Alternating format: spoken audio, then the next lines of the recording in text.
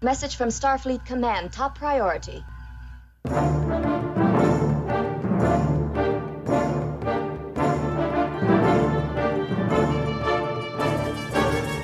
You are listening to the TrekRanks podcast, a member of the Tricorder Transmissions Podcast Network. This is episode 117, featuring the top 5 epic comebacks. Welcome, Star Trek fans. I am Jim Moorhouse, and I'm the host of the TrekRanks podcast, and tonight our show is all about comebacks, and we're not talking about snappy one-liners or retorts. This one is all about triumphant returns or a resurgence of some kind. It's our top 5 epic comebacks, and there are a lot of big returns in Trek, and we'll talk about all this a little bit in our diagnostic cycle in a minute, but first let's introduce our panel for tonight's show. 2 guests making their own comebacks to TrekRanks, making her 5th TrekRanks appearance. It's one half of the First Flight podcast team. It's Melanie. Welcome back, Melanie.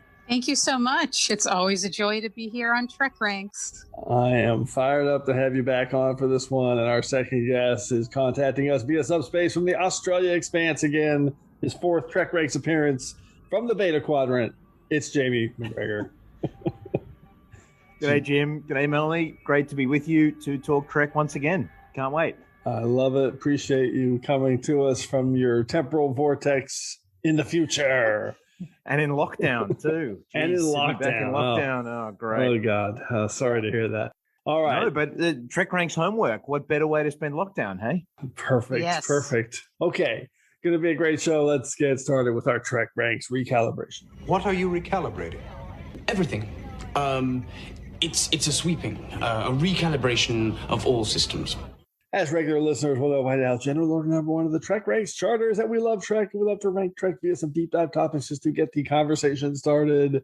And remember, it's not about the ranks. That's just our excuse to talk about Star Trek. And as our good friend, the Vulcan Master, likes to remind us each week, the main driver for all of our discussion here at the TrekRanks podcast is infinite diversity. In infinite combinations. No wrong answers. Not about being right or definitive in any way. It's about sharing the things we love about Trek, and we love it all, from TOS to TNG, straight through to Enterprise and the Kelvin timeline, and now Discovery, Short Trek, Star Trek Picard, Lower Decks, soon to be Star Trek Prodigy. It's all fair game here on the TrekRanks podcast. Black alert. Black alert. And a reminder that this episode of TrekRanks is current through 801 episodes of Star Trek, which currently translates to the 3rd season of Star Trek Discovery. And one final reminder that we use episodes as a shorthand term, but the 13 films are always in play as well. Definitely some comeback scene in the films. Have boosted power to the communications bandwidth. Thank you, Mr. Kim. And you can find TrekRanks on Subspace at TrekRanks.com. And you can contact me directly on Twitter at TrekRanks or at Enterprise Extra. You can also call and leave us a message with your own picks at 609-512-LLAP. That's 609-512-5527. Okay, Melanie and Jamie, let everybody know how they can get a hold of you guys these days on Subspace. Melanie. You can reach me on Twitter at First Flight Pod, which is the Enterprise Rewatch podcast that I co-host with Abby Summer right here on Tricorder Transmissions. First Flight Pod, we love it. And Jamie, how about you these days? Also on Twitter, you can grab a hold of me at JMac_ref. Okay, we're going to jump into our level 1 diagnostic to get into the show. Run a level 1 diagnostic series. Come. Okay, so I touched on it a little bit already. This show's about epic comebacks, which is defined, a comeback is defined as a return by a well-known person to the activity in which they have formerly been successful. Definitely a lot of ways you can play with that in Star Trek. A lot of great comebacks, which it's kind of weird. They can all be defined by like R words: resurgence, a return, a recovery, a rally. I find that revival, rebound, there's like every R word is a comeback. So just want to make that clear, because we're not doing witty retorts or one-liners or snappy comebacks. That's something we might try to do down the road, but I haven't really figured out a way to do that one yet. And one more thing, one of the reasons we're doing this topic right now is we're lining this one up with our Lower Decks Season 2 debut that's coming up here in mid-August 2021. And because what's going to happen in Season 2 is going to be an epic comeback when Boimler finds his way back to the Cerritos. So we know there's going to be a epic comeback in Lower Deck season 2 with Boimler. So I figured that would be a good impetus for this topic right now. Okay, let's get into our prime directives. I'm dying to hear how you guys broke down your lists. But what you're proposing is exactly the kind of tampering the prime directive prohibits. Okay, Melanie, let's start with you. How'd you do your prime directive? This one's a fun one. Yeah. Usually I give myself a wide berth with broad categories to kind of give myself a chance to consider all the possibilities because there's so many good choices, which in this case would be, reappearances, personal comebacks, redemption stories, like you just said. But this time I decided to fine tune it and make it more specific. I decided to go with the reappearances only, like showing up after being away for a while type thing. And my other restriction was for this prime directive is no family relatives, only the person themselves. So I'm doing reappearances. Okay, I like that. I want to see how that family thing plays into it. That's similar to me. Jamie, how about you? How did you break it down? Well, I think the last time I was on TrekRanks, I prime directed myself into an oblivion. So I thought, why not just do that again? So I thought about this, and there's a bunch of different ways you can think about an epic comeback. So, it could be a character comeback to power or greatness or villainy or something like that. As Melanie has it, the comeback of a character who was thought kind of dead or missing or gone away. The comeback of a beloved actor or character to Trek is something I thought about as well. Yep. Or the comeback to the franchise of a previously used story element, kind of a race, a planet, a plot device, or something like that. And then I thought also, what about an actual, kind of meta real world franchise comeback? Because Trek has gone away and come back in so many different forms. I thought, well, there's some comebacks there. And in the end, that was 5 different ways to think about it. So I went, stuff it. I'll pick one for each. So that's the way I've gone about it. I love it. Okay, so this is great because this is similar to me. I started thinking about comeback versus what I immediately eliminated was return. So just returning wasn't quite enough. It had to be a comeback, and defining that by you had to kind of be in an accelerated position of respect or status and then lose that. And kind of regain it. So something like regained as opposed to just returning from a storyline or something. But then I started thinking about it the way you did too, Jamie, with some meta thought process of not just character driven, maybe outside of Trek, maybe inside, but not all just, hey, about a specific character. So I definitely crossed paths there, and I tried to make all mine just a little bit different too, and different in terms of timelines. So some of mine are comebacks that happen inside one episode, and some are comebacks that happen across multiple seasons. So I have a big variety in my picks too. So there's a lot of ways to look at this. Regardless, it has to be epic, though. Doesn't matter whether it's a return or a comeback or whatever. It's going to be epic, right? And it has to be epic. Absolutely. All of mine are definitely epic. I love this. And I have to think, even regardless of our prime directives, there has to be some duplicates tonight. But in the same vein, there's so many big ones that are kind of hard to ignore.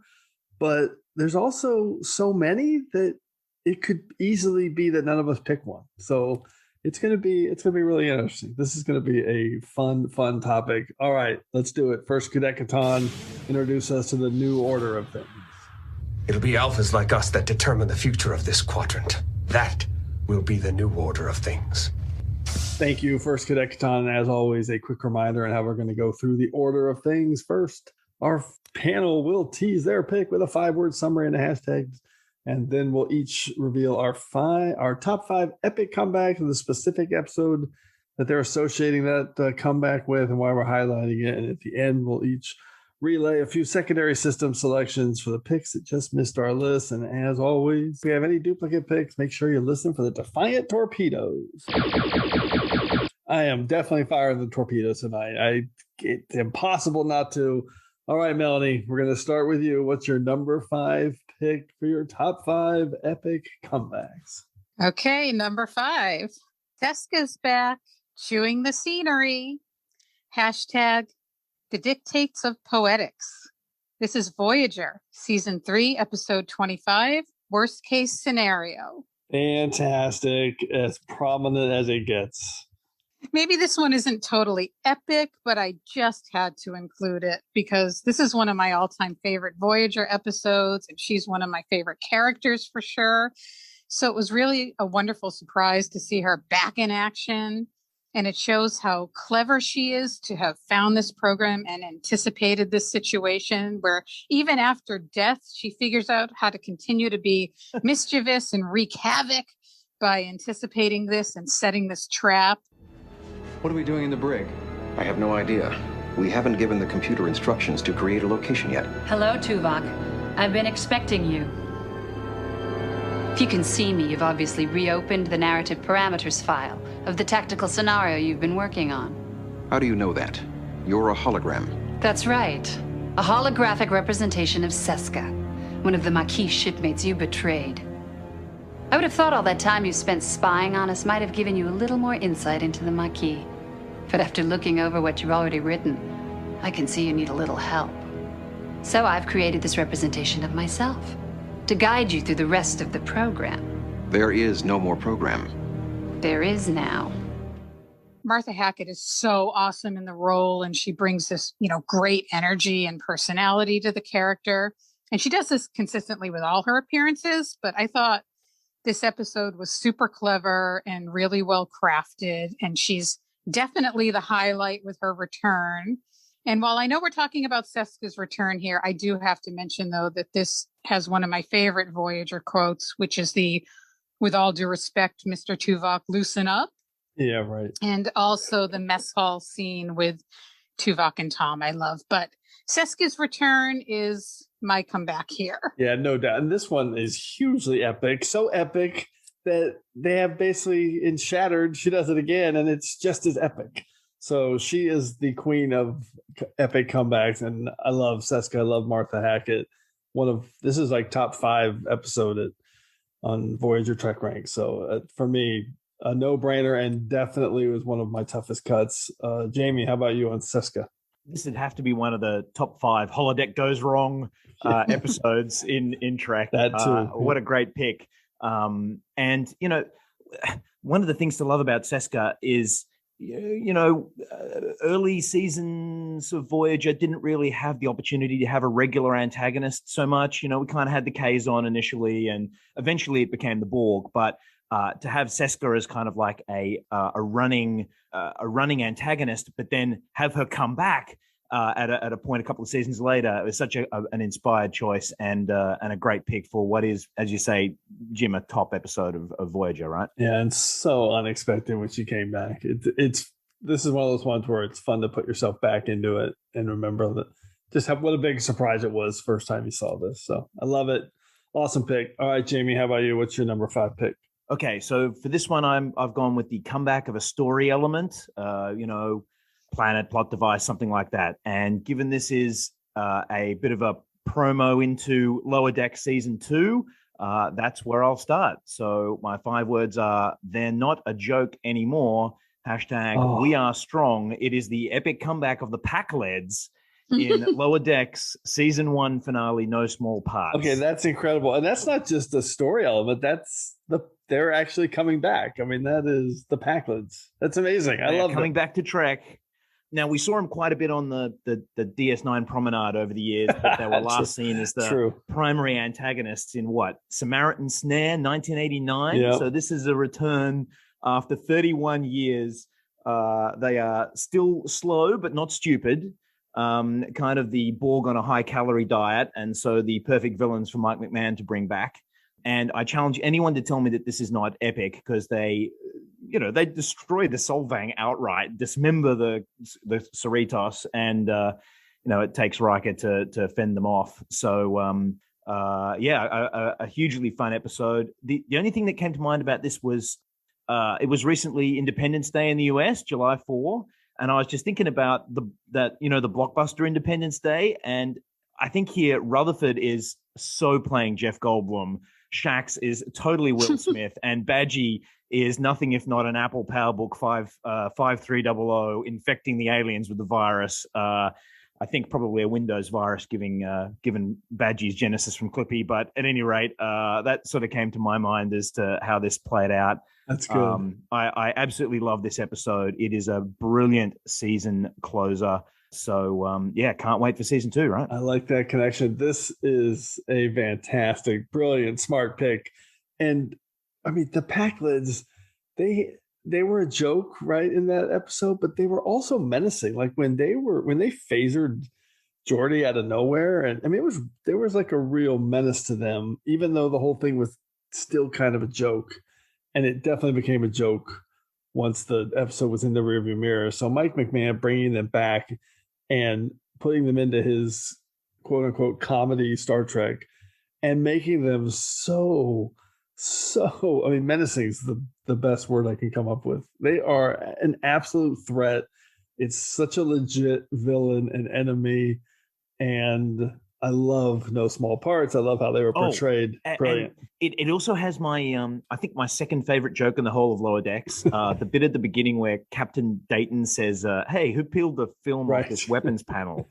I was like, geez, I reckon a bunch of nerds are feeling seen in that joke. So I good. certainly was. So anyway, I love that. So good. And don't ask us to rank our top 5 Lower Decks jokes. Impossible. Melanie, what is your take on this awesome pick?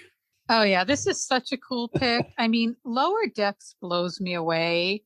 It's so fantastic. And the way that they weave in the Star Trek love, the Easter eggs, the characters, the people from the franchise, like the Packlids, like you said, it's just so well done and awesome. So I think this is a great pick. All hands to escape pods. Prepare to abandon ship. Wait, incoming ship?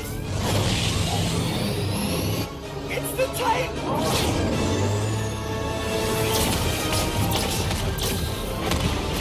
Oh no! It's another Enterprise! Red alert! A Packlid party and I wasn't invited? It's about time you showed up, Will. Mariner, this makes us even. You know Riker? Yeah, who do you think hooks me up with all my contraband? Dude is flush with Romulan ale and... I'm sorry, what was that? We're still in red alert. Target those ships and fire. We're talking about this later. All right, a great start, and I'm going to close out round 5. This could be a duplicate down the road. Who knows? Definitely one of the first ones I thought of. 5 words and a hashtag. An epic Klingon finally introduced hashtag, and now he only has one eye. It is Martok being actually coming back, even though it's from his disappearance as a changeling in Purgatory Shadow in Deep Space Nine. I love Martok. And when he died, he was introduced, he appeared in 3 episodes, but turns out he was a changeling, he dies, and you're kind of thinking you're never going to see him again. And then when they stumble in, when they're put into this Jem'Hadar prison camp, and all of a sudden Martok shows up. For me, I just love this moment. I love Martok's one of my all-time favorite Klingons, and for across a season and a half for Martok to make this kind of comeback and be in this huge kind of twist of no longer a changeling, now a real person, and then he goes on from here to have one of the epic arcs, which we did epic arcs on Deep Space Nine across the last 2 seasons. I love Martok. I'm a huge fan. I love the thought of him being there with Anabran Tain for a couple of years working. So Martok for me, epic comeback when he is revealed to be at the Jem'Hadar prison camp in Purgatory Shadow. Melanie, what's your take on Martok? Oh yeah, this is an awesome pick. I am also a huge Martok fan, and just the way they wove that in with this arc in Deep Space Nine with the Jem'Hadar, with the camp, with Anabran Tain, everything you just said, I just love it. Totally epic. And he is such a commanding presence. I just love the way the actor portrayed him, and Martok is a huge part of this story arc. So yeah, I'm loving it. Yeah, I'm loving it. Full credit to J.G. Hertzler. And I count this as a comeback because he's introduced as a character. So he exists, and he's a person. And so even though we hadn't technically seen him before, we just saw his changeling duplicate. Jamie, what's your take on Martok? What a great! I never thought of this, and it's so true. It's such a great comeback for the character. Now, on the other hand, Julian Bashir's return is not epic because it just leaves everyone going, hang on, who's been doing surgery on Ben Sisko this whole time? Who's been and who helped Carrie give birth to O'Brien and Keiko's baby?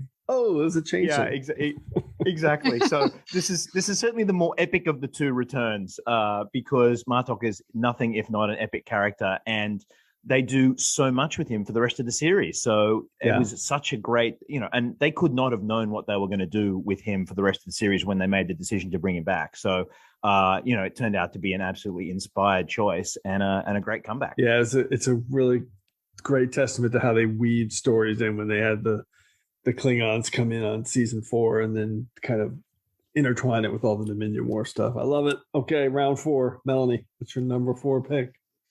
Okay. Beloved engineer guzzles green liquid. Hashtag no bloody A, B, C, or D. This is TNG. Season 6, episode 4, Relics. Oh, man, what a great pick. I did not think of this, but it's a comeback. It's a huge comeback. Even though there are parts of this episode that make me sad and frustrate me, I still had to pick it because I love Scotty so much. I'm a huge fan, and it was so fantastic to be able to see him again. And it's a testament to his abilities as a miracle worker that he was, able to put himself in that pattern buffer, which was not only very clever on his part, but also clever on the writers as an ingenious and believable way to bring him back. It made perfect sense to me.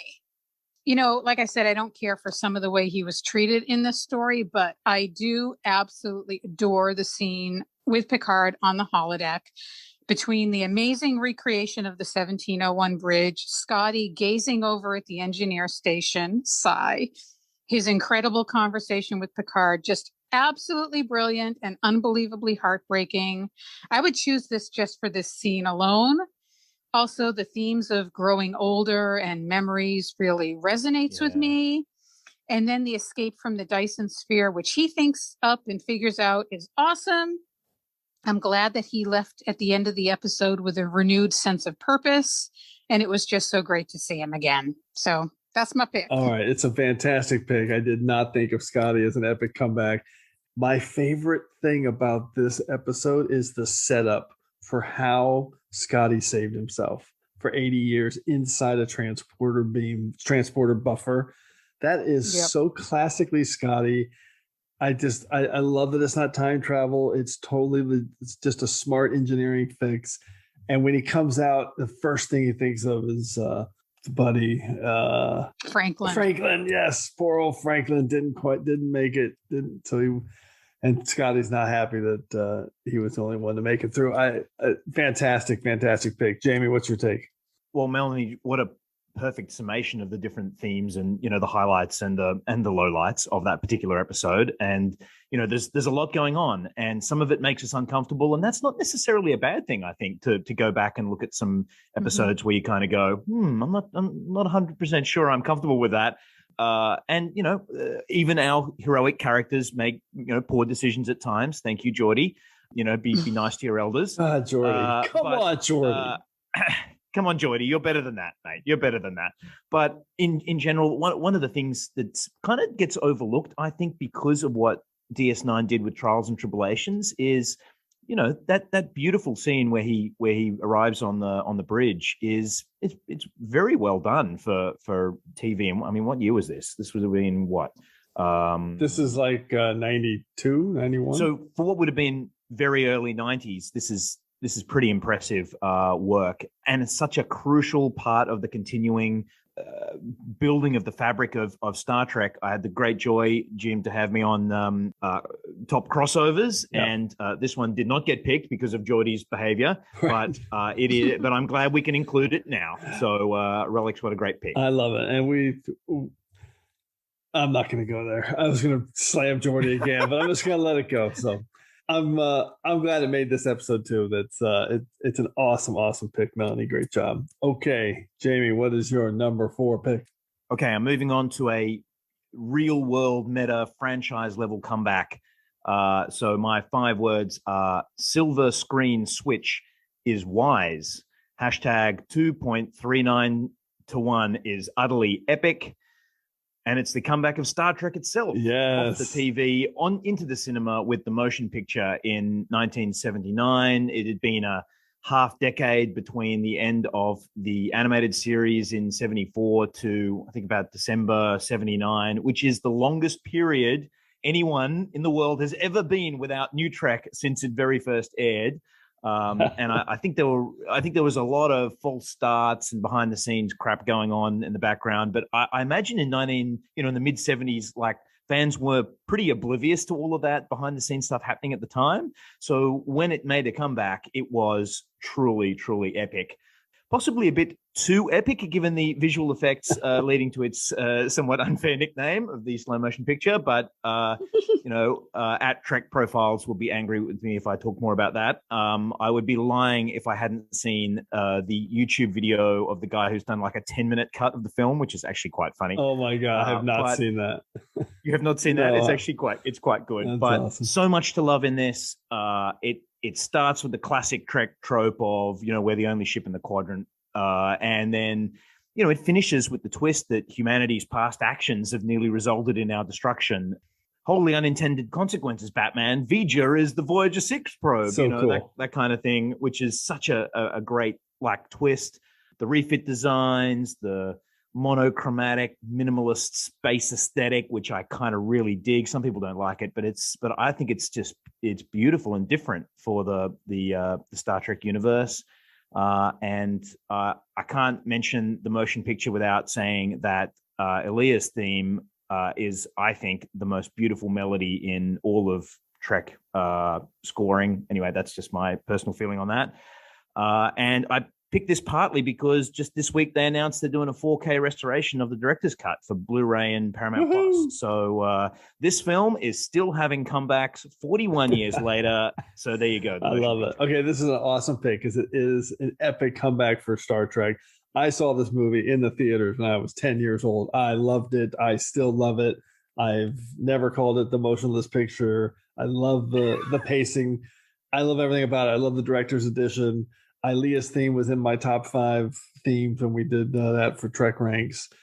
And you summarized it well. This is a fantastic pick. It was huge when this was coming back. It's like, wow, Star Trek's coming back after watching it on syndication, as a kid for 6, 7, 8 years. So just super, super cool. I love it. Melanie, what's your take?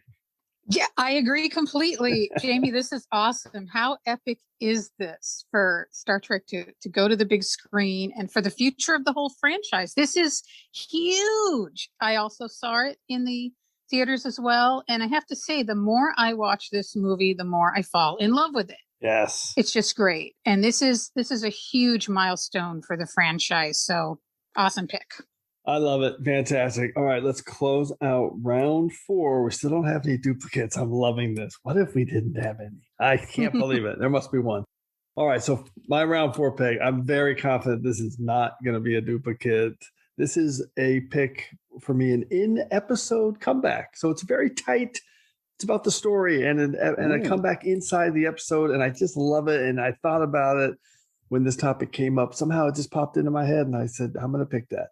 5 words in a hashtag. Data's epic optical burst patterns. Hashtag palm beacons for the win.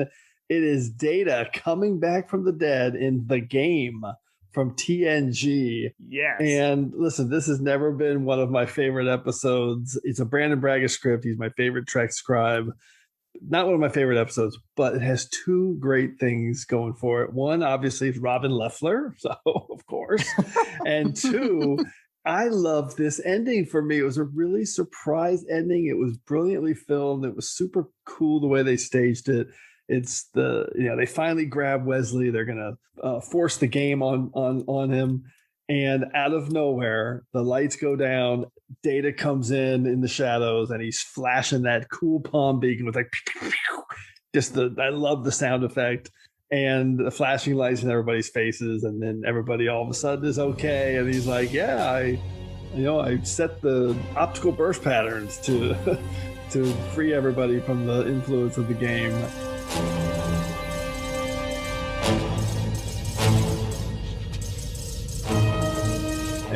and I love Brent Spiner, and I just think it's a really cool moment in an interesting, not one of my favorite episodes. Computer, resume normal illumination.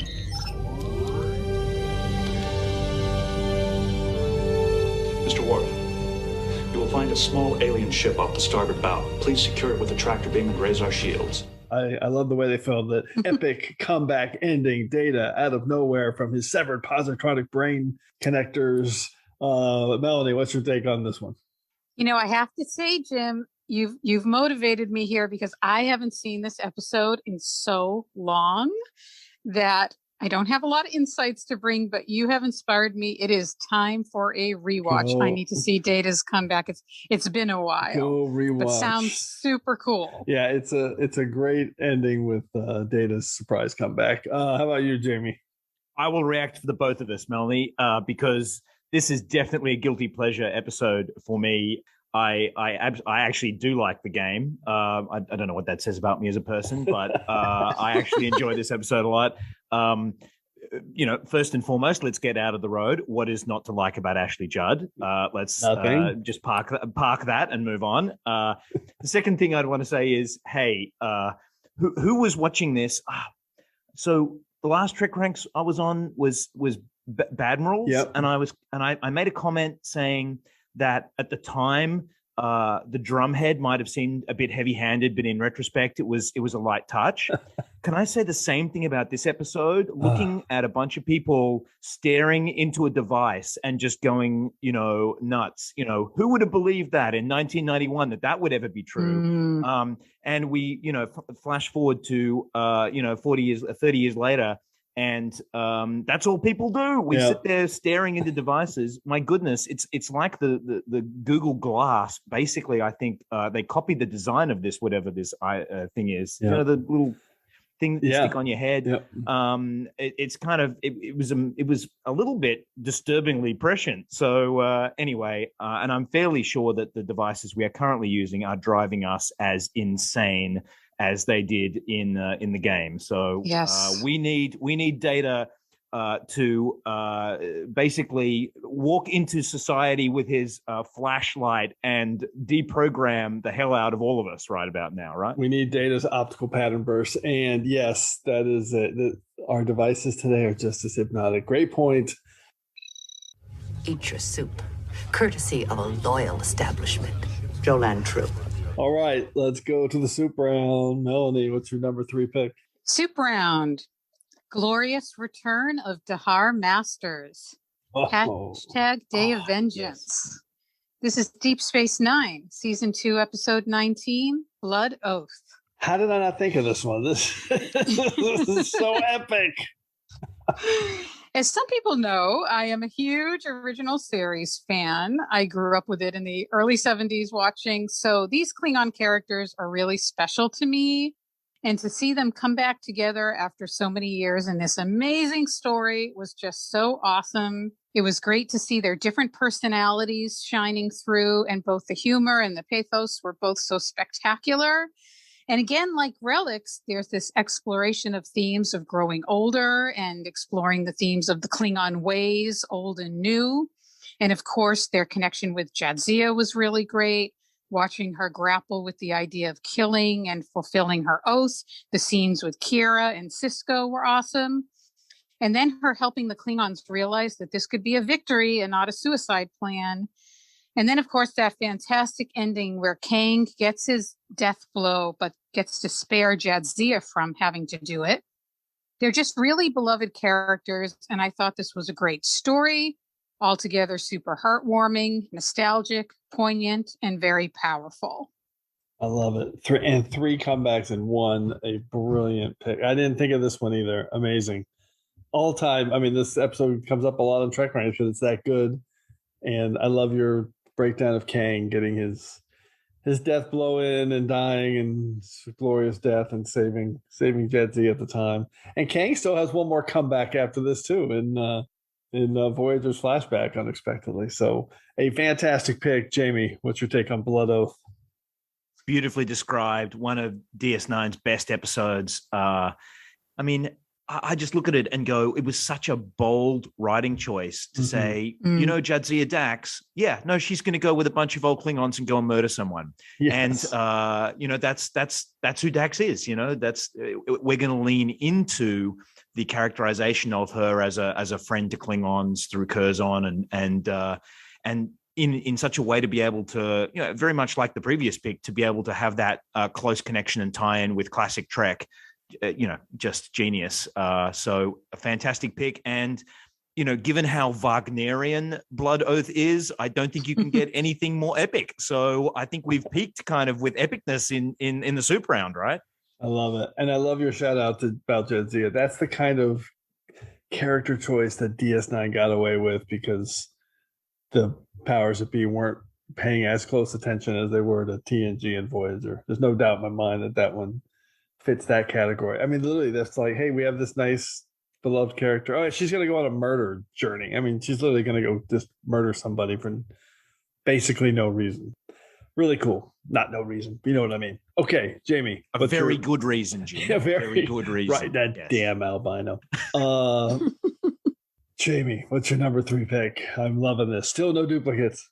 Okay, I'm now switching to the comeback of a beloved actor to Trek, returning. Okay. And given this is the Eat Your Soup courtesy of a loyal establishment round, I'm going Romulus. So my 5 words are excellent tea, good day, ladies. #abrogating Armus aftermath. And it is the epic comeback of Denise Crosby to Trek as the scheming Romulanista sailor in the TNG Season 4 finale, Redemption Part 1. I'm picking Redemption Part 1 because although her voice was this is the first time we see her walk out of the shadows in the big cliffhanger for the end of the season. And to my mind, there's nothing more epic than that. Trek is saying, hey, everyone, Denise Crosby's back as a Romulan. Now go enjoy your summer. We'll see you in September. So I can only imagine how many, you know, theory videos on YouTube her appearances would have spawned in 1991 if YouTube existed. It was such a clever piece of writing, ingenuity to get her back into the franchise. We should not discount Jean-Luc Picard yet. He is human. And humans have a way of showing up when you least expect them. I kind of hope with the Romulan flavor of Picard that we perhaps see her again. It doesn't look like they're going that direction for season 2, but in my headcanon, she's totally behind all of Commodore O's machinations. So anyway, Redemption, a great episode anyway. I think we've got a double comeback here because this episode, of course, also features the comeback of Worf to having his honor restored, and then in part 2 rejoining, and in part 2 rejoining back the ship again. So look, there's lots of comebacks to go around in this episode, but I wanted to feature Denise Crosby because she has remained such a loved part of the franchise, you know, through the Trekkies films and convention appearances and fairly reliably getting drunk on stage on the Star Trek cruise each year. So look, I think she's awesome and her comeback was epic. So there you go, Redemption Part 1. Fantastic pick. I like your Worf shout out because Redemption is literally one of the definitions for comeback. And Redemption is my all-time favorite TNG episode. So I love this pick. I did not think of it because Sela wasn't really coming back, but your Denise Crosby angle is legit, absolutely coming back to Trek in a huge way. It was so surprising. I just remember being floored when she was revealed at the end of Redemption. I love it. Spectacular. Melanie, what's your take on Denise Crosby and Redemption? Oh, most definitely. This is fantastic, Jamie. I mean, there was a real wow factor here, you know, shock factor of Sela and just everything about the storyline. I mean, this is such a great episode also. I'm digging it. This is great. I love it. I do too. All right. So my pick to close out the round is not a character. 5 words and a hashtag. Epic prequel sequel obliterates Tholians. Hashtag NCC 1764. It is In a Mirror Darkly, and it is the epic comeback of the Defiant, the USS Defiant. And I thought of this one early on. It's the most amazing thing to me. I love the narrative that they pulled off here with the Defiant. in this comeback at the end of In a Mirror Darkly. It's a Constitution class ship from the 23rd century when it was put out of commission, when it was in interphasic space in the Tholian web. It just disappears. It just fades away, never to be seen again, until 37 years later. Here we are in a Mirror Darkly, in a standalone Mirror Universe episode. One of my favorite twists in Trek history. It's just an epic comeback with Archer beaming on board this ship when they figure out that there's this advanced starship being worked on by the Tholians, and they have it from another universe, and they have a chance to steal it and create the Terran Empire. The whole I love that this episode is literally a sequel to the Tholian Web, but a prequel to Mirror Mirror. Just absolutely genius. I love it. And then when they get on board, their NX-01's getting beat to hell, and it blows up. And so part 2 just takes place on the USS Defiant. I love it. I love it so much. I just can't put it into words. Mike Sussman wrote this one. It's one of my all-time favorites. Melanie, what's your take on this one? Wow. The whole 2-parter is just so brilliant. And I love the way they did it as a standalone with the opening and closing credits. And the Return of the Defiant, just genius, tying in the Tholians, the Defiant, the Constitution class, and then having all the characters and Archer chewing the scenery and the way they wove it in. I mean, you can tell Mike Sussman's love of TOS here. Just brilliant. I love that comeback of that ship. It's one of my favorites. Jamie, what's your take? Great pick. And isn't it interesting to see how our lists are going, bringing back TOS elements? We've got Scotty, we've got the Klingons, now we've got the Defiant, that's Tholians. Great, yeah. These comebacks, we're knocking over both franchise level comebacks as well as individual returns. So great episode, classic. The decision to go and do a mirror universe episode was such a great one for the series at that time. And, they did a great job, and the designs lovingly just leaning into that time period and the set design and all that kind of stuff. Yes. It is exactly what so many fans wanted to see and got to see. And, just a great job all around by the production team, the writers, and the cast and crew, right? I mean, they make it look so futuristic, even though it's the original 66 era designs. Just absolutely phenomenal. Okay, let's go to round 2. I love that we don't have any duplicates yet. This is fantastic. All right, Melanie, what's your number 2? Okay, for my number 2 and number 1, I am going to start venturing into obvious territory, but it had to be done. Mm-hmm. Number 2. This guy defines epic comeback. # still old friend. This is the movie, Star Trek II, The Wrath of Khan.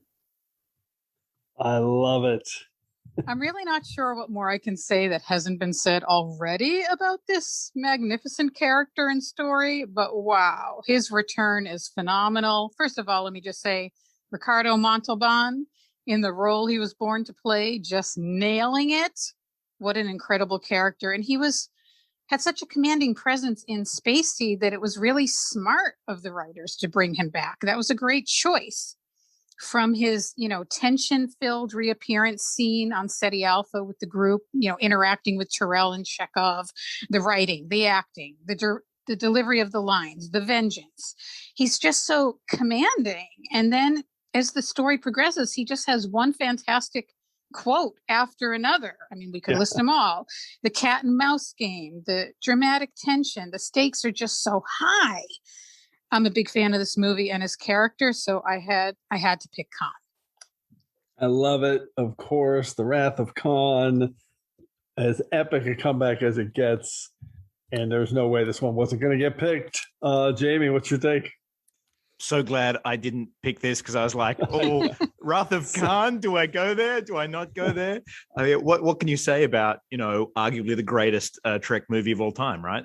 Well, what I can say is that it's thought of being the greatest for a reason, and that is, you don't get any better than Ricardo Montalban and William Shatner on the silver screen, going at each other. And the fact that it has given us at conventions around the world, a Khan screaming competition that will live on, I hope, for, decades and decades to come, tells you everything you need to know about this great film.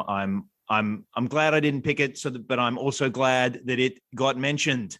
Yeah, thank you, Melanie, for playing that part and picking the obvious, because otherwise I would have let the team down. Thank you, Melanie. And just shout out to Nicholas Meyer and Harv Bennett and figuring out the idea to bring back Khan and have a Khan come back from Space Seed. It's just one of the key decisions to Trek's longevity. With the Wrath of Khan being so well received, I love it. Okay, Jamie, what's your number 2 pick? All right, so I'm now moving into Melanie's territory with an in-universe comeback of a character thought dead or missing. So my 5 words go out to the English majors out there. Cruel only to be kind. Hashtag even Thanos slaughtered randomly. And it is the epic comeback after 20 years of presumed death of Kodos the Executioner from the original series episode, The Conscience of the King. Oh, this is a deep cut. I love it. This is the man whose theories of eugenics killed half the population of Tarsus 4. And I believe that there is a Discovery novel, Extreme Measures, that goes into this, but I haven't read it. But rewatching the episode, I was like, you know what, I'm going to have to get that book and read up on it. Okay, there are a couple of things, a little bit like Melanie's pick with Relics. There's a couple of things to look past: the old 1960s weed killer in the drink, and the very much 35-year-old Kirk cold bloodily seducing the very much 19-year-old Lenore. And Thank you. Her line about Kirk surging and throbbing is a little too much for me, even in retrospect. But this was Ron Moore's favorite TOS episode, and I can really see why. It was Kirk tortured by his dual needs for both revenge and kind of due process. You've got Spock secretly monitoring Kirk's actions. You've got these crackling scenes, one where Kirk, Spock, and McCoy all have this big argument, and there's a tension-filled scene between Kirk and Kodos, which is just great. You've got Uhura singing Beyond Antares. It's a great episode, I think. It was a bit talky for Trek, and I read somewhere that it rated so badly they actually removed it from circulation because it didn't have enough monsters in it or whatever. They were wrong. It's a great episode. Features an epic comeback of a ruthless and only kind of semi-remorseful villain who gets his just desserts in the end, being killed by his own daughter. So anyway, there you go. I think it's pretty epic. Kodos the Executioner. He's semi-remorseful, but he's so, I don't know, not empathetic. He's so semi-not remorseful. That's the problem. But he's so eloquent the way he talks about it. Anyway, the original Thanos, I love this. Kodos the Executioner, a comeback. I never thought of this one. I love that it's I love the way you framed comeback to get into this pick. It's an awesome, awesome episode. It's not Weed Killer. It is Bleach. And Melanie, what is your take on Kodos the Executioner? This is a great deep cut pick, and that was a fantastic analysis, Jamie. I love this episode, and actually over time I enjoy it even more and more. It's really deep, it's really layered, and we have Caesar of the Stars. There's a lot going on here with Kodos. This is heavy duty, and I think this is a great pick. I'm the same. And by the way, Lenore killed a bunch of people. I'm pretty sure she was seducing Kirk. Just putting it out there. Mm-hmm. Good point. Honestly, I didn't think of that. But yeah. She is not a good person. Okay, here we go. My round 2 pick, 5 words and a hashtag. Remember, the search is epic. Hashtag Jim. Your name is Jim. It's Star Trek 3 and the search for Spock, and it's the epic return of Spock. There's no way I was not going to have this on my list. I thought it might be number 1, but I have a different number 1. Listen, this is as good as it gets in terms of comebacks. It's defining for Star Trek. I don't know. I don't even know what else to say. It's the one thing I love about the Search for Spock and this return is just how much time they spend with just the ceremony of it all. There's like 10 to 12 minutes here at the end. They would never make a movie like this today. We're at the end of this movie. It's just like all this pomp and circumstance of Vulcan, and I love it dearly. I can't get enough of it. But I'm thinking, man, if you're not a huge Star Trek fan, you got to just be going, what is going on with all these sweeping shots and mumbo jumbo? And I just think it's beautiful. I love it. And it kind of carries, obviously this pick carries over into Star Trek 4 as well, with him kind of rediscovering himself and his friendships with Kirk and Spock. But the all-time epic comeback in the history of Star Trek is definitely Spock from the Genesis planet. Melanie, what's your take on this one? Well, I think we might have to get those torpedoes ready. Because this is my number one pick. Okay, So... I had a feeling it might be after you said you're going into the office territory. All right, so we're in our round one now, Melanie. What is your what's your 5 words and a hashtag for Search for Spock? Kirk risks all for friendship. Hashtag your name is Jim. I love it. I'm glad you chose this. I am a huge, huge fan of this movie. It's definitely has a big place in my heart. So anytime I get to talk about Search for Spock, woohoo, I love it with all my heart. You know, losing Spock was so devastating. He's such an iconic character and so loved. So having him brought back was, amazing, important, and necessary.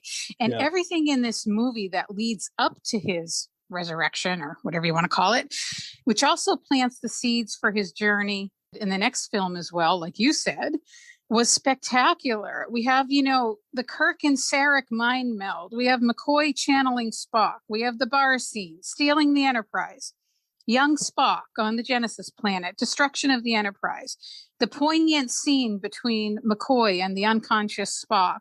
The incredible fall torpon ceremony, which you said does go on for quite some time. But I like the pacing of that. I like when they're all standing there with their eyes closed. Yep. It's super cool. It's awesome. So yeah, Spock is number one for me, and I love Spock. Of course, a fantastic pick. I listen. I love that scene too. But when you rewatch it, it's like, oh my god, they would never make a movie like that today. It's just impossible. True. I mean, if you don't know Star Trek, you would literally just be going, "What am I watching?" Jamie, what is your take on the Search for Spock? A fantastic top pick here. I don't know how your statistics that you keep is going, but we are going original series heavy on this episode of TrekRanks, which is awesome. We are to follow 2 up with 3, Star Trek 2, now Star Trek 3. One of the things that you said once on one of these episodes, of course, I listened to them all, TrekRanks, greatest podcast ever, is you actually said Star Treks 2, 3, and 4 are a trilogy, and no one ever thinks of them as a trilogy. Right. And I remember that I think I was out walking or something, and I went, you know what, he's bloody right. It's a trilogy. And that had never really occurred to me. And now you are making me want to change my next pick, because the whales come back to Earth. Star Trek 4. Let's go 2, 3, 4 straight. No, I'm not going to do that. But what brilliant picks these are. The films are amazing. These picks are amazing. I'm loving it. All right, spectacular. I love that breakdown. And yeah, I think people think of it as a trilogy now, but my main point was that at the time, nobody thought of it. It wasn't until 20 years after where people were like, those are a trilogy. It's kind of a weird phenomenon and part of kind of how we look at media today. Jamie, let's do it then. What's your number one pick? Okay, so my number one pick is just bog standard in-universe character comeback. My 5 words: enigmatic Elam's extended exile ends. Hashtag what's left of it.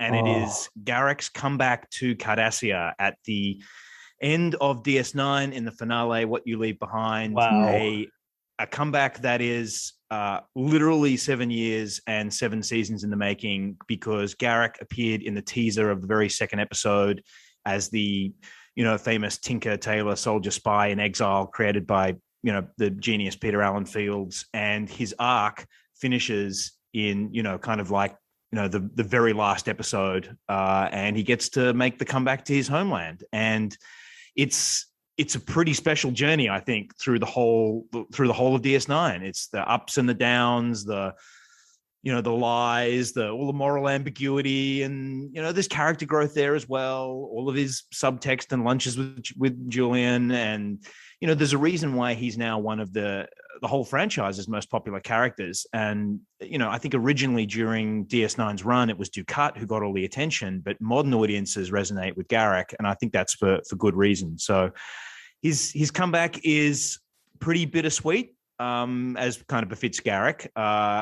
He finds himself in a Cardassia that's a shadow of his former self, and there's that great scene at the end of the episode with him and Julian as he kind of ruminates about this. And I love this because we know from history there have been plenty of civilizations with thriving art and culture and science and knowledge and societal structures and all that kind of stuff, yet they fall and destroy themselves through greed and misrule and war and the sunk cost fallacy that comes with war.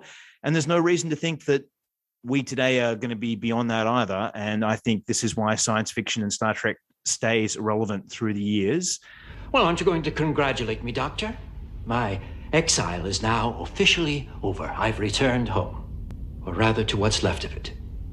Listen, I know that this must seem... Some may say that we've gotten just what we deserved. After all, we're not entirely innocent, are we? And I'm not just speaking of the Bajoran occupation. No, our whole history is one of arrogant aggression. We've collaborated with the Dominion, betrayed the entire Alpha Quadrant. No, there's no doubt about it. We're guilty as charged. Even I both know that the Cardassians are a strong people. They'll survive.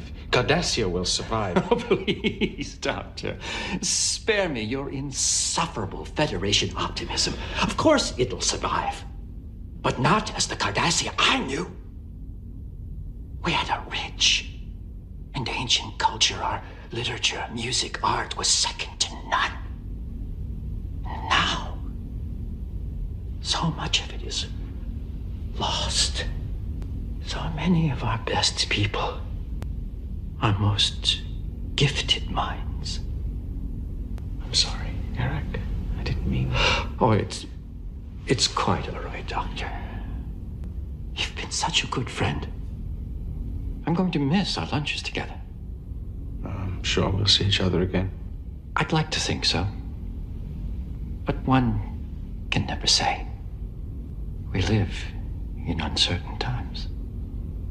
I don't know if you noticed this, but he puts his hand on Bashir's shoulder as he says this line, which mirrors, he does the exact same thing in Past Prologue, because I rewatched that watching this as well.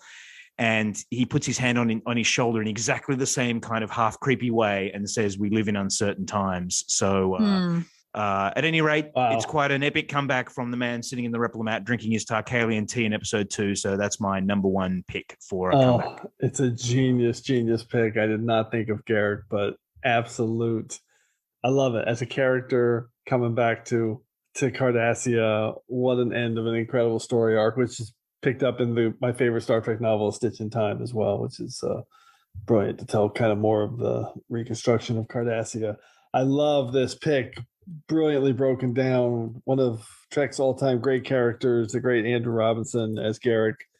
Melanie, what's your take on this one? So clever. Yeah, this is an inspired pick. I didn't think of it at all. I mean, what a phenomenal actor and character and story arc throughout the series. And the finale of Deep Space Nine is my favorite Trek finale. Super emotional, very well done, and I love this pick. I love it too. We need to do top 5 finales at some point. That'll be good. I haven't done that. I need to think about what my favorite would be. Okay. Let's go to number 1 here. This is crazy, Jamie. You just pegged it a second ago. A little bit of a tweak for me. 5 words and a hashtag. Art imitates epic ocean life. Hashtag the most important comeback. And it's not just Star Trek IV: The Voyage Home and George and Gracie and the epic comeback of the whales to the 23rd century. But honestly, it's about the actual comeback of humpback whales from extinction. Basically, 500 humpback whales were estimated to be in the world in the mid-'80s, down from about 50,000 in the 1950s. And I honestly, truly believe that Star Trek IV helped repopulate the humpback whale population. This is something that's very close to my heart. I'm a big animal activist. I love animal conservation, and I love humpback whales. I've had the great experience to see them many times up close in Hawaii and in different places. And I mean, really up close in the wild, unexpectedly breaching, 50 feet from me. It's just an incredible thing. I love these creatures. I love organizations like Greenpeace for helping them come back. So literally in the 1950s, they were estimated the population was about 50,000. It was less than 500 in 1986, the year this movie came out. And now we're basically back to the 50,000 number once commercial whaling was banned in 1986. Do whales attack people, like in Moby Dick? No. Most whales don't even have teeth. They have a soft gum-like tissue that strains vast amounts of tiny shrimp for food, and that is the limit of their hostility. Unfortunately, their principal enemy is far, far more aggressive. You mean man? To put it mildly. Since the dawn of time, men have harvested whales for a variety of purposes, most of which can be achieved synthetically at this point. 100 years ago, using hand-thrown harpoons, man did plenty of damage. But that is nothing compared to what he has achieved in this century. This is mankind's legacy. Whales hunted to the brink of extinction. Virtually gone is the blue whale, the largest creature ever to inhabit the earth. Despite all attempts at banning whaling, there are still countries and pirates currently engaged in the slaughter of these inoffensive creatures. Where the humpback whale once numbered in the hundreds of thousands, today there are less than 10,000 specimens alive, and those that are taken in are no longer fully grown. In addition, many of the female whales are killed, while still bearing unborn calves. To hunt a species to extinction is not logical. Whoever said the human race was logical? Really, really important to me. I love George and Gracie. The Voyage Home is, my favorite Star Trek film of all time. It's probably my favorite piece of Star Trek of all time. And I just, it's a real beautiful case of art imitating life here. So thank you, Leonard Nimoy and Nicholas Meyer and everybody that put this amazing movie together. So Melanie, what's your take on this one? I am loving this pick. I mean, Nimoy had so much heart, and you can tell about this type of. First of all, the movie's just so amazing. But humpback whales, what a great choice! And yes, it has such an important message, and the fact that this did help in that area is just so awesome. I love George and Gracie. I love the movie, and I love this pick. Jamie, how about you? Thank you, Jillian Taylor. We love you. We know you're a big part of this too. Jamie, what's your take?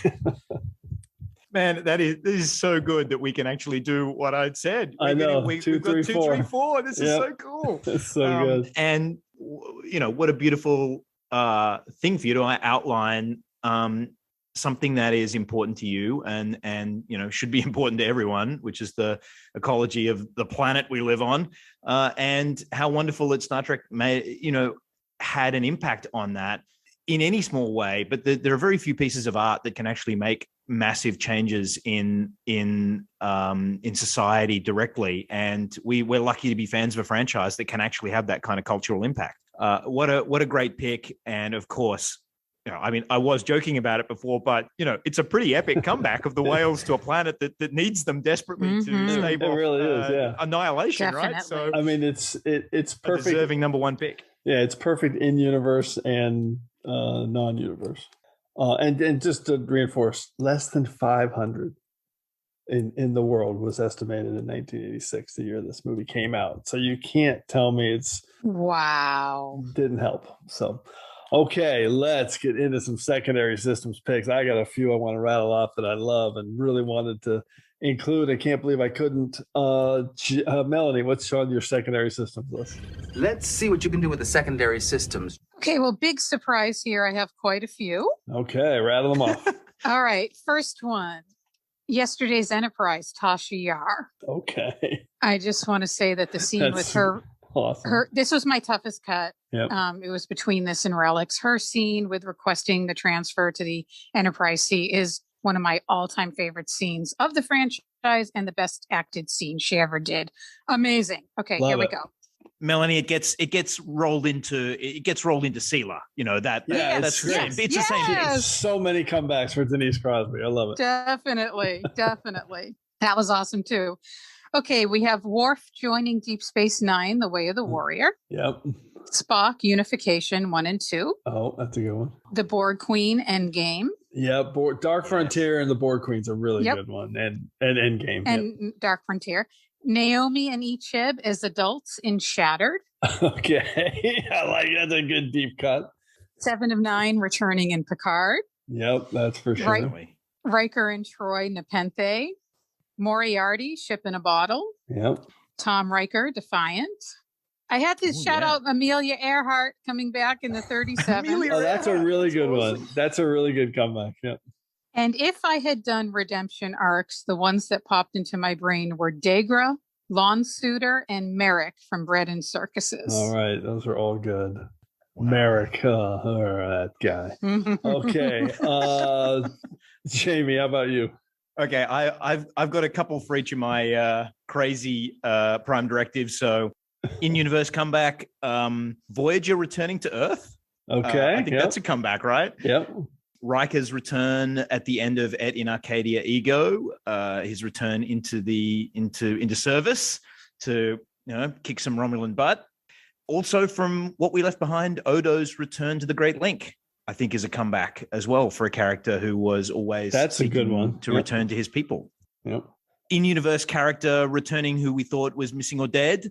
Esri Dax returning after the death of Jadzia. I think that was pretty epic. I know I love both Daxes. How about, maybe this is dangerous. Please scrub my Twitter handle from this episode. The return of Neelix and Tuvok in the episode Tuvix. Is that an epic comeback? Sure. Yeah. Yeah, sure. Let's take that one. And my toughest cut was the return of Morn at the end of Who Mourns for Morn. That's a good one. Yeah. Yeah. Actually, comeback. I was going to say the most epic comeback will be when Tuvix comes back, but yeah, keep going.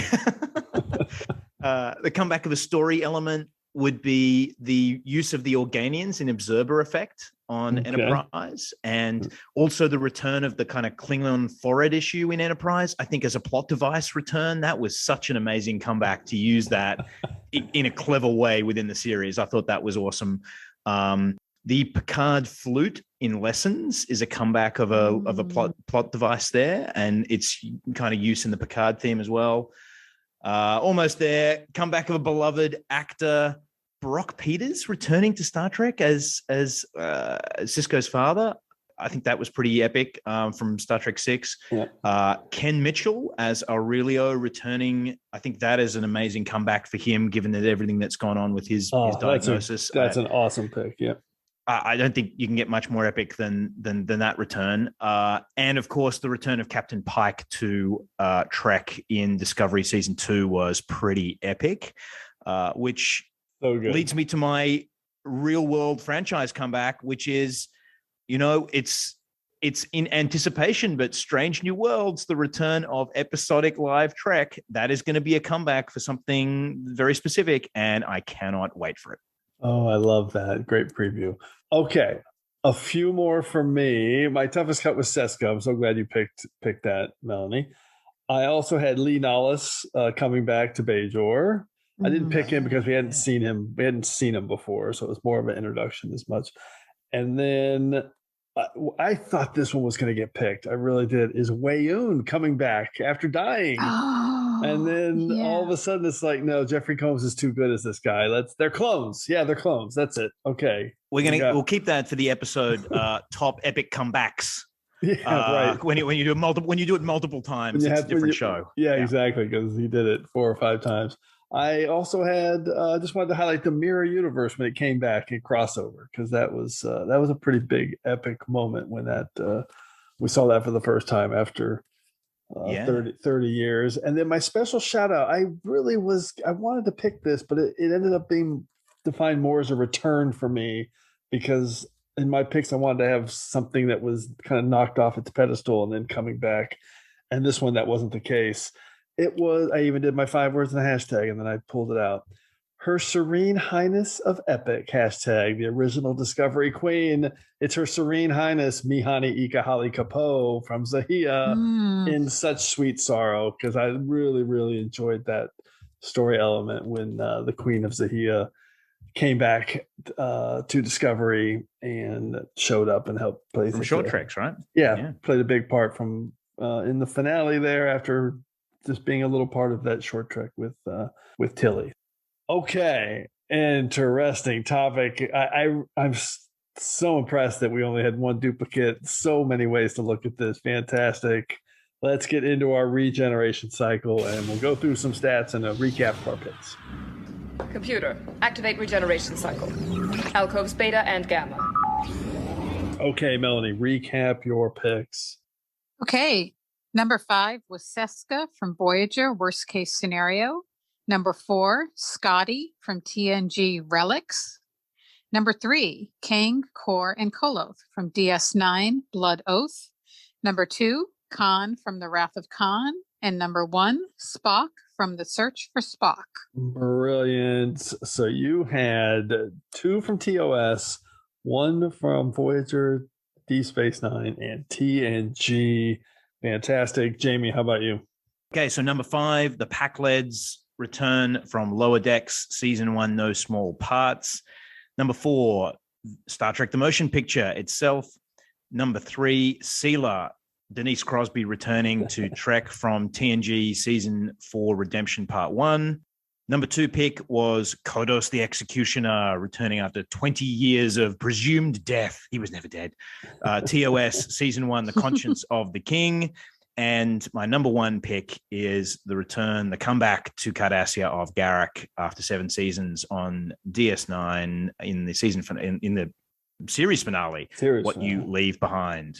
I love it. So you also had 2 from TOS and then 1 each from TNG, Deep Space Nine, and Lower Decks. And I was going to say you had 8 hours of Trek because you had 2 two-parters and a movie picked, but you also had Short Trek, so that's only 24 minutes. So, man, so Mike McMahon is going to kill the Trek ranks. I know. You love to say how many hours of Trek. People are going to realize it's going to change the numbers.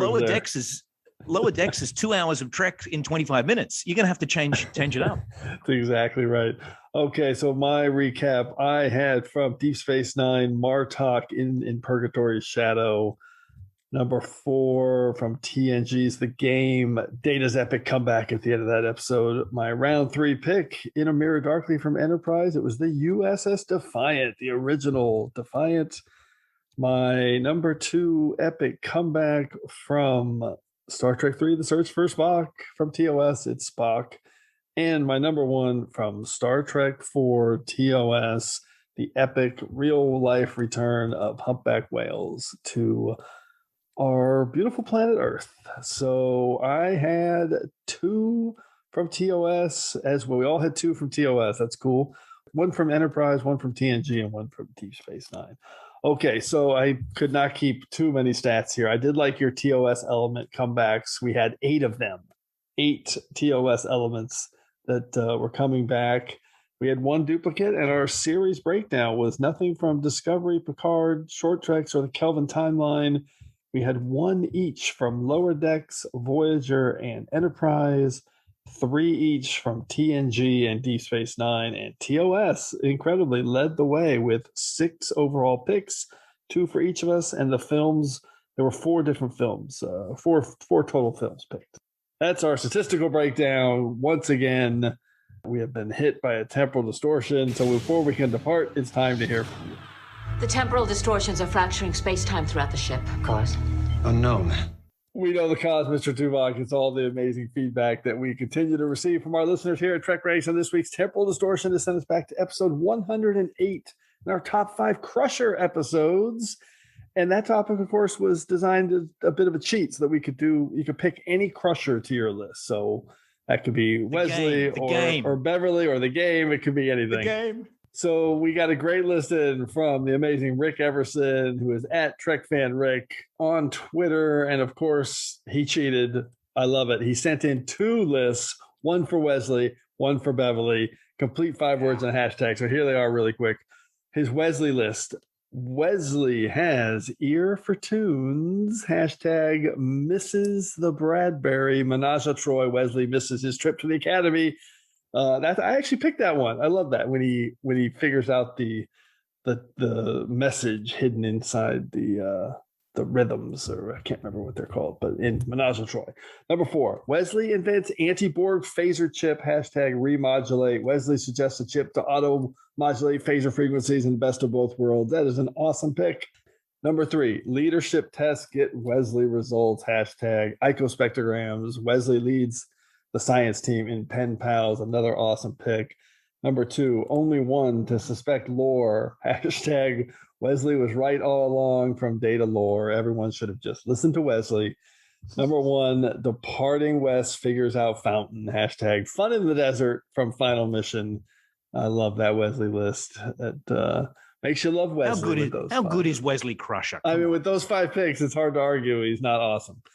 Beverly, his Beverly list, I picked a bunch of these too. Dedicated doctor risks own safety, hashtag I wouldn't want to greet her. It's the high ground. And I love that pick because I wouldn't want to greet her in the transporter room either after beaming her up against her will. Number 4, knows how to stop Borg, hashtag Mosquito's View. Who figures out how to get the Borg to drop out of warp in Best of Both Worlds? It's Beverly Crusher when she suggests the mosquito attack. Number 3, obvious choice of bubbled Beverly, hashtag something wrong with the universe, bubbled Beverly. That's brilliant. Remember Me, of course, is the pick. Number 2, Borg busting Bev is back, hashtag give that woman her own ship. It's Descent Part 2. He could go on for hours about how good she is in command. I love it. And number 1, Bev shoots hole in man, hashtag also solves a murder mystery. It is Beverly in Suspicions. 2 awesome lists from our buddy Rick, who we really need to get back on TrekRanks at some point. Okay, those picks definitely good enough to clear ourselves from this week's Temporal Distortion. So as always, I want to thank everyone for all your great responses to the TrekRanks podcast. Please keep your list coming to me at TrekRanks on Twitter so we can retweet them. But we also want to hear from you. So put together your own list of top 5 epic comebacks or a list from any of our past shows and give us a call at the Tricorder Transmissions at 609-512-5527, or you can just record it and send me a DM and do it that way. It's probably a lot easier. So hopefully we'll hear from you so you can be featured on the next episode of TrekRanks. And on the next episode of TrekRanks, we are being audited by the FCA, the Ferengi Commerce Authority, and they're forcing us to finally do a standalone Ferengi episode. So we're doing the top 5 Ferengi episodes. It's our 5th in our series of episodes on specific Star Trek aliens. So Melanie and Jamie, if you had to choose one Ferengi episode off the top of your head right now, what would it be, Melanie? Oh my gosh. Oh my gosh. Okay. Off the top of my head, I'll pick Acquisition. Okay, an Enterprise deep cut acquisition, which I kind of grow to love more and more every day. I love what they did there. Jamie, how about you? Jeez, how do you who's your favorite child? I mean, these are the questions that you pose to us here on TrekRanks, Jim. You know what? I'm going to go for one of the more serious of the crazy Ferengi episodes. Can I pick Business as Usual? Okay, interesting. I reckon that's a great Quark episode, right? It is a fantastic Quark episode, fantastic Ferengi episode, definitely in the running for me. I love those 2 picks, 2 deep cuts. All right, good job, panel. All right, so before we wrap it up, a huge thanks to Jamie McGregor and Melanie. It's great to have you guys on. I was wondering if you could show me how to access these subspace communications logs. And we're going to do that right now, Neelix. So any final Trek subspace communications you guys want to relay before we depart? Melanie, thanks for coming back. Thanks. I just want to say thank you so much for having me back on. And it was really fun to talk about this topic with you guys. Yeah, so much fun. Everybody check out the First Flight Pod on Twitter and on the Tricorder Transmissions, the Enterprise Rewatch podcast from Melanie and Abby Summer. Fantastic. Thank you. All right. And Jamie, thanks for waking up early in the future. No worries. Thanks, Jim. Thanks, Melanie. Fantastic chatting to you about our favorite topic. So how good? Appreciate it and look forward to next time. So good. All right. And I want to thank everyone for engaging with us again here on episode 117 of the TrekRanks podcast. As always, I want to close by saying I'm looking forward to standing with you again here in this place where I belong. Admiral, there be whales here. Well done, Mr. Scott. How soon can we be ready for warp speed? Full power now, sir.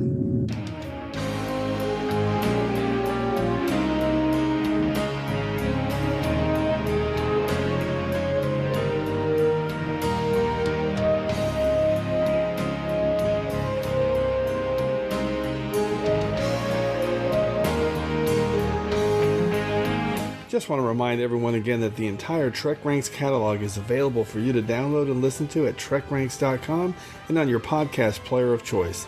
Our episodes never get carbon dated, so check out the topics you've missed and maybe just want to listen to again over at TrekRanks.com. And a reminder to check out our friends 5-Year Mission at 5yearmission.net. They're writing a song for every episode of Star Trek, and you won't believe how great their music is. They also have a podcast at the Trek Geeks Network, so seek them out. You won't regret it.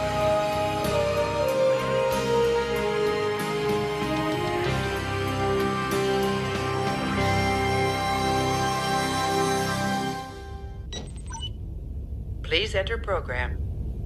The android at the bar said you could show me my old ship. Let me see it. Insufficient data. Please specify parameters. The Enterprise. Show me the bridge of the Enterprise, you chattering piece of... There have been 5 Federation ships with that name. Please specify by registry number. NCC 1701. No bloody A, B, C, or D. Program complete. Enter when ready.